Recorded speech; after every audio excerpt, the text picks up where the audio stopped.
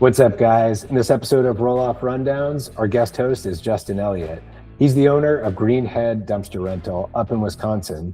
And since he bought his business back in 2020, he's grown it over 450%. In this episode, it's all about growth. I'm picking Justin's brain on ways that haulers can grow their business, especially if they're feeling stuck. Stick around to the end when Justin shares what he thinks will be the biggest growth lever in 26. Let's jump in. All right, Justin. So looking back at your business from when you started to now, what's the one thing that you did that helped your dumpster business grow the most? We really had no background in the dumpster business. I had a pretty good idea of kind of how it worked, or at least I thought I did, because the guy that we had bought it from, I had kind of seen a little bit behind the scenes and how he was running it. And I had ordered a lot of dumpsters for my other business. And so I had a decent idea how it worked. So I thought, until we got into it. And one of the biggest things, like when we took over the business, was you would think you have 10 dumpsters. This is going to be easy to take care of and manage. And truth is, it really wasn't. So like the biggest thing when we first took over that really helped us was, trying to get organized. And that's when we found Docket. Nice. So that was a growth lever for you guys, just getting organized into a system where you could see all your stuff. Correct. Yeah. And I don't think like at 10 dumpsters, we couldn't have done it the other way, but in order to give us room to grow the business, we had to find a way to be more organized. Because when we took over the business, there was a lot of demand, and we had that like just major opportunity for growth. And really, in order to do that, we had to find a good way to manage it. And Docket was the first place that we looked, and that truly did help us grow the business to a scale. And I think the scale possibilities with something like Docket is really infinite. When you bought the business, what were they using to manage the business? Was it on spreadsheets and calendars and things like that, or did they have something else? It was just like a school notebook. Oh, wow. School notebook. Over time, you start to learn the phone numbers or save them in your phone, and you remember the names and the addresses and things like that.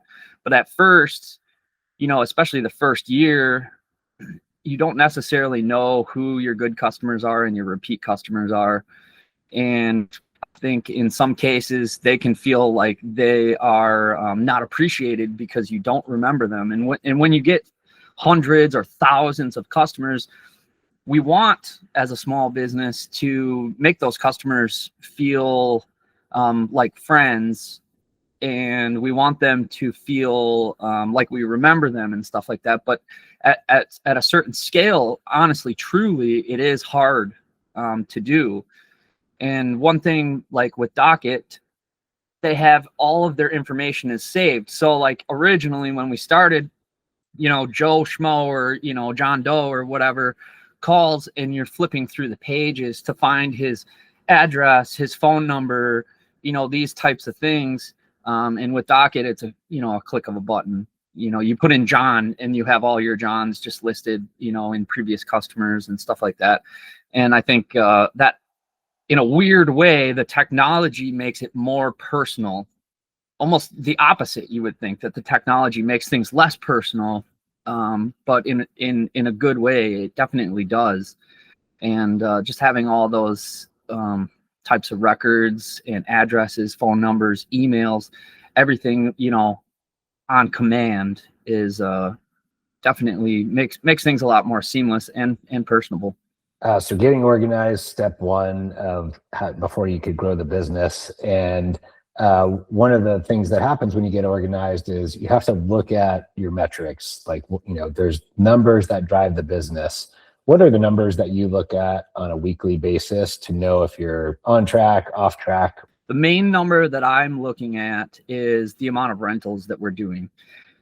In theory, that's basically going to tell us a dollar volume of what we're doing, because there's not a huge difference in price between this size of the dumpster and that size of the dumpster. So my main metric is the amount of dumpsters per week or per month or per year that we are renting. Are you setting goals for the next year? Like we're recording this December 25. As you go into 26, are you trying to hit certain goals based on what you've seen this year? Yes, it is. It's constantly changing. One thing for us, we are very, and I know everybody deals with this, but we are very, very weather dependent. For example, like right now, it's the holiday season. It's slow. I think that goes for pretty much everybody. And there's other times of the year, like the back to school time, and things like that, where it's a little bit more difficult. We're pretty residential heavy. I would say, 50% residential, and 50% like commercial and construction. Now construction does continue on through, back to school and Christmas and stuff like that. But the weather, depending on that time of the year, makes a huge difference for both, whether it's residential, commercial, or construction. So that's one thing that really kind of can set us back. We can have weeks that are just insane, and then we can have other weeks that are completely dead. I know everybody's, susceptible to those types of things, but in the north, like we're pretty far north in the United States, it's especially different here. When you're looking at your rental metrics week over week and you're thinking about the seasonality, have in the 5 years that you guys have owned the business, has it been consistent or have there been years that are way off? No, as a whole throughout the years, we are consistent or growing. But month to month and week to week, it can change really, really bad. For example, here this year in early December was one of our worst couple first weeks of December. Sometimes in December here, early December, it can be 60 degrees. And this December, we had almost 2 feet of snow in the first 2 weeks. And we had below zero temperatures, which is not, even for us, that is unseasonable. So that really hit us hard.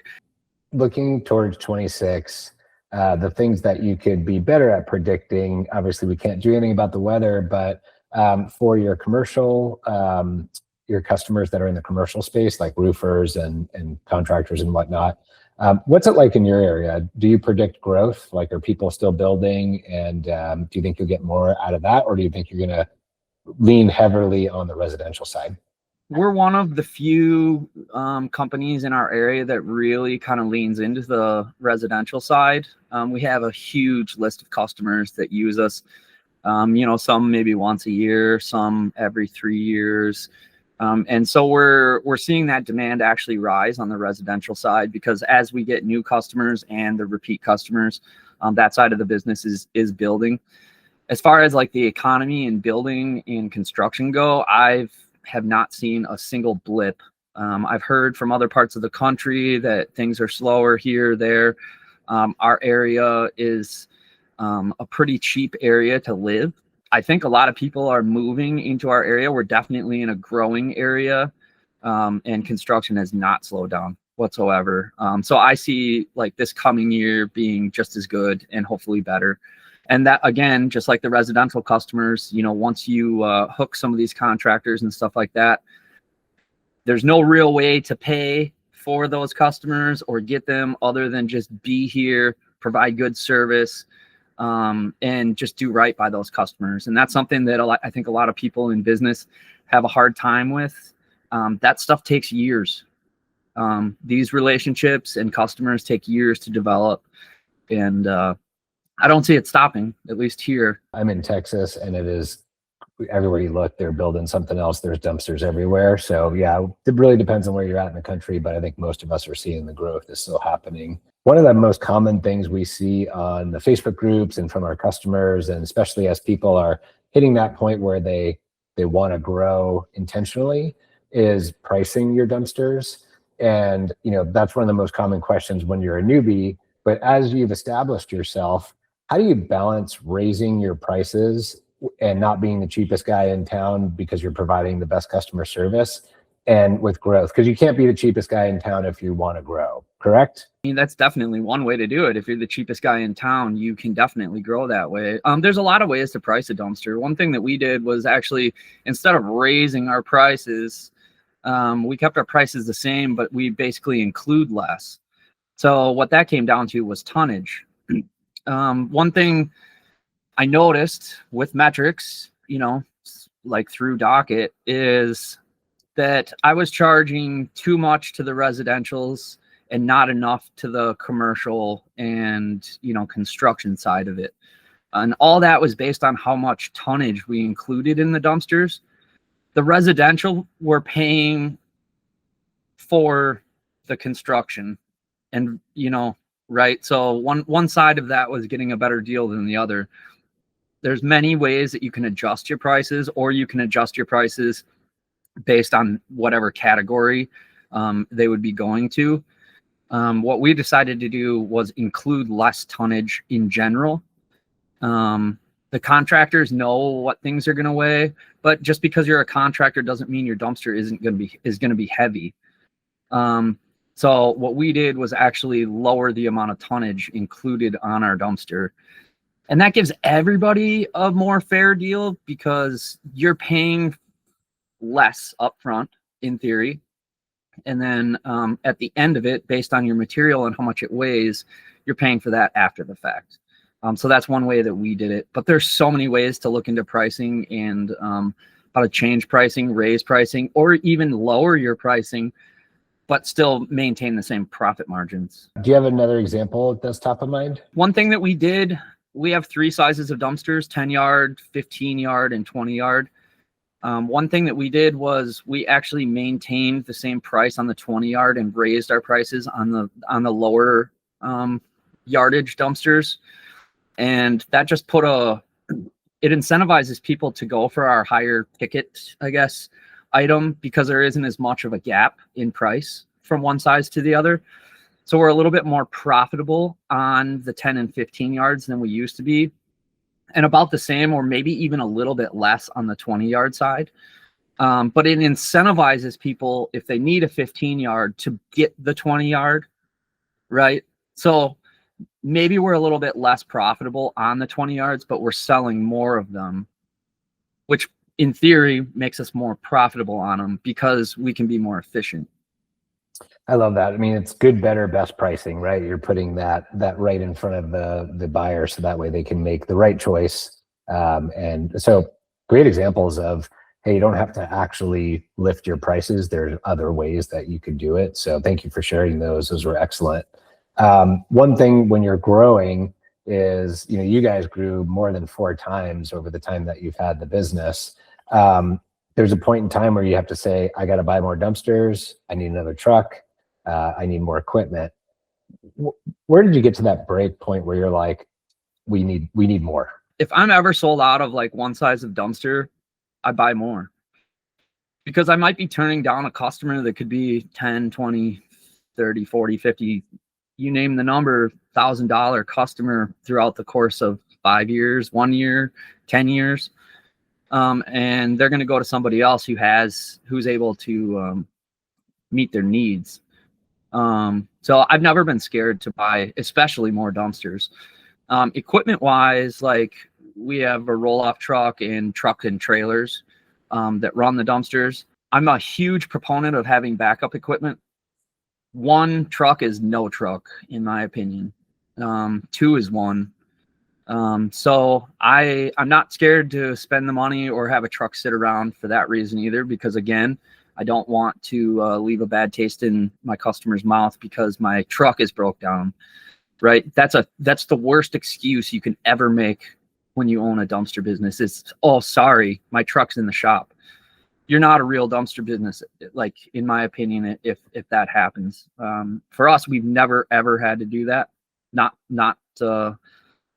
be able to take care of a customer when they want. The other big thing for me with especially trucks and trailers is taxes, depreciation, and things like that. So we're trying the dumpsters. I don't look at them that way. I don't look at the dumpsters that way. You can depreciate them and there is tax write-offs for them, but I don't look at them that way. But the trucks and trailers and that type of equipment, it's very important for me to make sure that I am able to offset taxes and maintain, a fairly steady depreciation for each year tax-wise. So like last year we bought a roll-off truck. I didn't need it. But we moved out some old equipment that was fully depreciated, brought in the roll-off truck. This year, again, I didn't necessarily need any equipment, but we're going to move out an old trailer and bring in a new one. And that is, we want nicer equipment. We don't want to be running the same equipment for, 10, 15 years or whatever, just because it works. So we're moving in some newer stuff and, getting rid of some of the older stuff. Section 179 allows you to write off a certain amount of equipment purchases for the business. Even software like Docket falls under that as well. Do you guys do it that way, or your accountant handles it and you don't know? Yeah, I have an accountant that does that, so they would know. Most do. But we definitely take care of depreciation. So I'm sure that we do that. I just don't know the numbers and things like that. I'm not an expert on that. I talk to my accountant and say, hey, where are we at? What can I do? And she tells me that. But I'm sure that we do on that. We've written off some pieces of equipment like completely fully the first year. Other ones we've gotten onto a schedule, which once you're on the schedule for depreciation, it's my knowledge that you can't change that. So that's where moving in like new pieces of equipment every year or every other year is important, because that gives us the option to write off that whole piece this year or put it on the schedule. Yeah, really good points. And another great point is just like, if you're not working with an accountant, you probably should, just because they know all the rules and can really help you with your equipment and for everything that you've mentioned there. And as far as equipment goes, like when you're buying new equipment or new dumpsters, new trucks, and all that stuff, how do you think about balancing financing versus purchasing it outright? If you have equipment, so like in our case right now, we've brought in some new equipment and gotten rid of some old equipment. It makes it a little bit easier in that sense, because we are able to offset the cost of the new equipment with the sale of the old equipment. I have never been afraid of financing anything. I think a lot of cases debt is good. I think there are so many opinions about that kind of stuff out there, and I don't think any one of them is right or wrong. It really just depends on the person. But I have embraced debt. I know I hear a lot of people talk about like the ROI of such and such. If you buy this piece of equipment, will it change your business? The equipment that we're buying right now doesn't make me any more money. The ROI comes from tax savings. So there's so many ways to look at it. Will it make my business more money? No. Will it save me 20, 30 grand in taxes this year? If it does, it made my business money. Yeah, great point there. And that, again, that's why you got to work with someone that knows what they're doing on the accounting side, because a lot of people don't even think about that part. They just, let me go finance this stuff, and they're not thinking about the offset there. So great advice. When it comes to maybe like we always want to give our audience, like, you're a seasoned vet, you've seen it, done that. What's a mistake that you made when you were trying to grow that you could share with others so maybe they don't make the same mistake? Everyone is going to make mistakes, but you think about $500 here, or that's not that big of a deal. We don't need to worry about that. Well, you say that 10 times and you have 10 little mistakes, which equal, a big mistake. So think everything through, and make sure that you're doing what's best, and you're not going to be perfect, and you're not going to make every decision the right way. But when it comes to little decisions or the little things, treat those decisions as a big decision. Don't just, don't just, think, that's no big deal, because it can be a big deal. So I think that would be one thing that I've learned, is to really just think about the smaller stuff.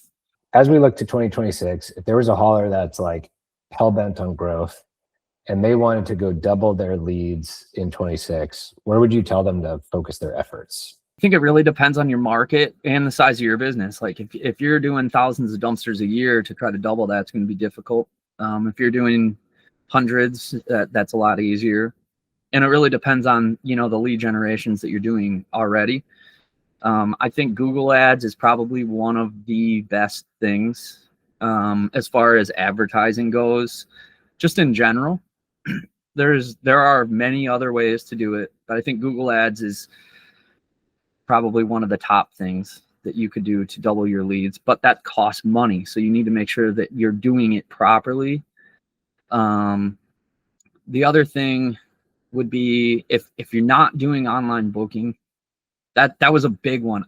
You can go back and listen to podcasts and videos that I did 3 years ago. I was very against online booking at first. And once I embraced it, that's one of the mistakes that I made right there, was a little one, just kind of shrugging off online booking. That'll never turn into anything for a dumpster. Why would anyone do that? That was a big mistake. And I was a little bit late to that party. And I admit that I was wrong. But a business that is not doing online booking, I think that's a huge way right there. There's people looking for your business when you're sleeping. And that's something that took me a while to realize. And I will be the first one to tell you I was very wrong about that. So Google Ads, which I agree with, that's the easiest way to work with someone that, if they know what they're doing, agency, or even if there's individuals out there that do it for a living, you can throttle that up or down, especially as times get slower or busier, you can throttle it back. And then, having that online booking, if your website or your landing pages that, people are coming off Google Ads of, dumpster rental near me, you come up, and if that doesn't look great, or the experience loads slow, or this or that, you're going to lose those people. So having your 24-hour salesperson with online booking is awesome. Just make sure you're pointing them in the right direction. So I think that's great advice on the Google Ads. One way to grow, you mentioned this earlier, but one way to grow is those longer term relationships with construction companies, or maybe it's a roofing company, that jobs that last months, jobs that go beyond just 1 week at a time. How do you get more of those relationships? What's some knowledge that maybe you've tried that's worked to develop those relationships? Just never say no. Like, never give that customer the opportunity to go anywhere else. And that's where it comes down to, your truck's broke down because you don't have backup equipment. You don't have enough dumpsters. You don't give that customer the option to book a dumpster. Say, for example, like, even you're on the phone and somebody calls in and wants a dumpster. Like, on our voicemail, it says, we can't get with you right now, but you can go book online. And many times, my wife's on the phone booking a customer, and online booking comes through, and you look up the phone number and it was the phone number you just missed. Or it could be, customers when you're closed, or Saturdays or Sundays. It could be some of our long-term customers. That's just what they do now. They don't call us anymore. They don't even bother. It's easier for them to just book online now that they know we can do it. But really, I think it comes down to not saying no to them ever. Not having them, not making them go to another company because you can't provide the service because you're sold out of dumpsters or your equipment's broke down. Just being able to accommodate their needs at any time, anywhere.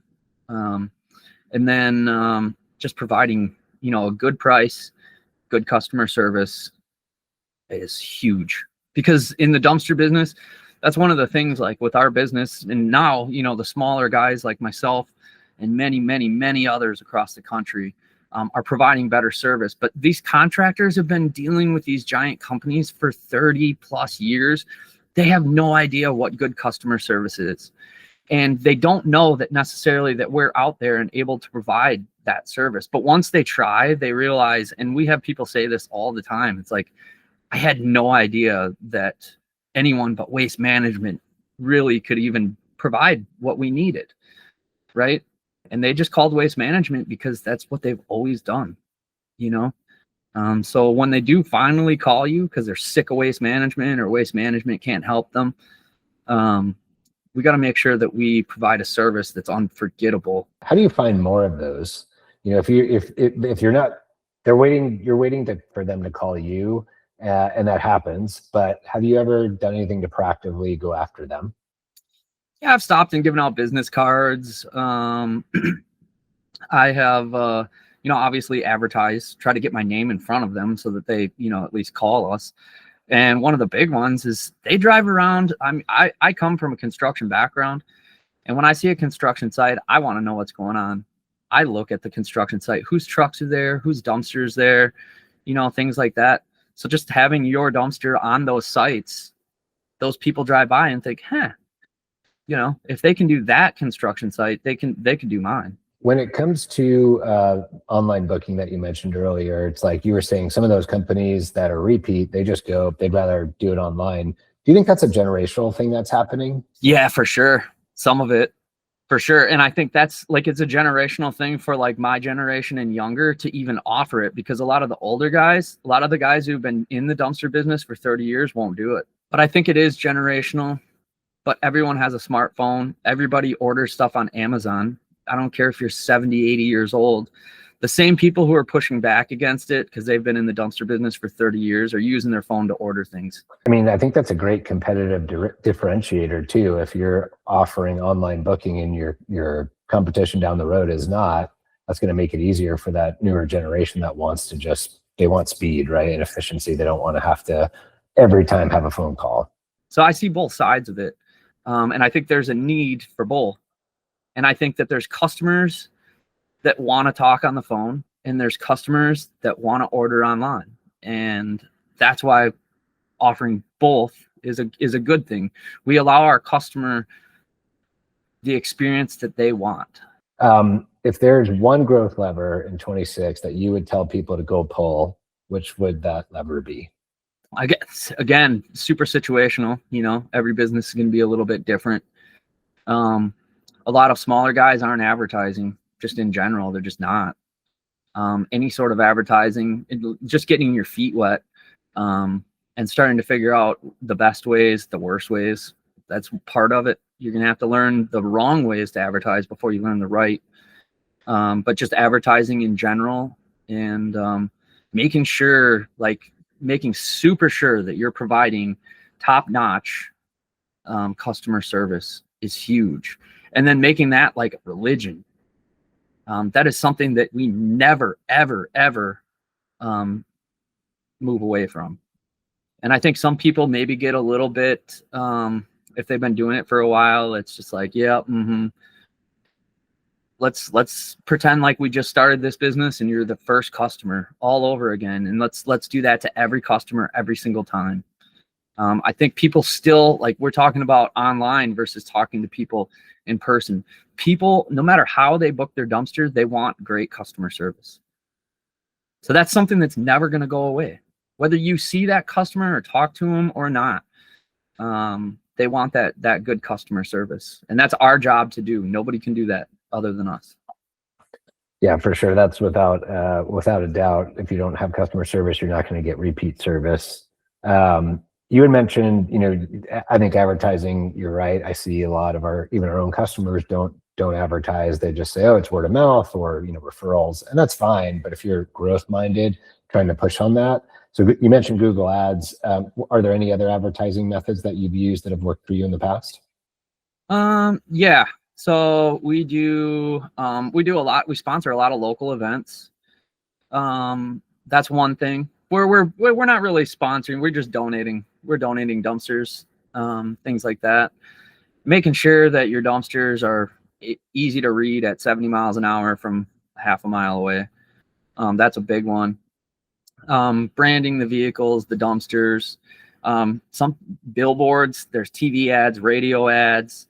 I've tried and dabbled with some of these. Not all of them are created equally. And I think it really comes down to your budget. We use a company called Hometown Dumpster Rental. And what they do is they basically do the SEO for your business in super small towns. So for example, in our area, we don't have any big cities. So there's lots of little tiny 2, 3, 4,000 people cities where we can't really afford to pay for optimization for our name to show up in those certain areas. And so we've been doing a campaign with them pretty much since the start. And that helps get our name into a lot of little tiny communities. It makes a big difference for us. Now in a metropolitan, like a big metropolitan area, that's something I wouldn't necessarily recommend to everybody because I don't think it's going to be as beneficial. And then just SEO in general, that's a big one. Depending on your area, it can be easier than others. Google reviews, that's one that's really helped us a lot. I think we're closing in on 200 Google reviews. And I think we had 2 years ago when we started online booking, that was something I really started pushing through Docket because we have it all automated now with the text message and emails when people, when we pick up their dumpsters, we ask for those. I think when we started that, we had maybe 30 and we're pushing on 200 now in 2 years. So that's almost 100, well, I'll say 70 a year. And good reviews too. That's awesome. That's something Google really, really looks at. I don't know the exact science on it, but I know that Google knows where that phone's located. And when somebody types in a review and they're from this certain area, that's going to help rank you, a lot higher in those areas. So like our base areas, by having those reviews just keeps us ranking better and better. So that's a big one. Great advice there. And yes, if you're not getting enough Google reviews, that's a ding on your SEO if you're going to show up in those areas. So congratulations for getting so many. You obviously are providing good customer service if you're getting those reviews. This has been a great interview, and I just wanted to ask if you had any parting words of wisdom for our audience. I know I'm guilty of this too. It's getting a little bit bored when it comes to the dumpster business. I love the journey. And I love the process of maybe building a business and kind of getting to somewhere. And then I'll get bored, right?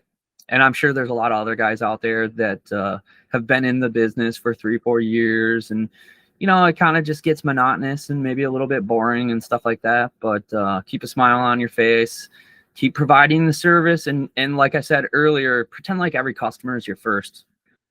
Because everyone remembers that first week when they started or whatever, how happy they were and how they treated their customers because that was their first customers they ever had, right? Well, and then you're 4 or 5 years in and, you've had thousands of customers and, the business maybe loses its shine a little bit. Don't let it lose the shine or shine it up. Great advice, and I think an awesome way to land this plane. So, Justin, thank you so much for coming on Roll Off Rundowns today, and we'll see you in the next one.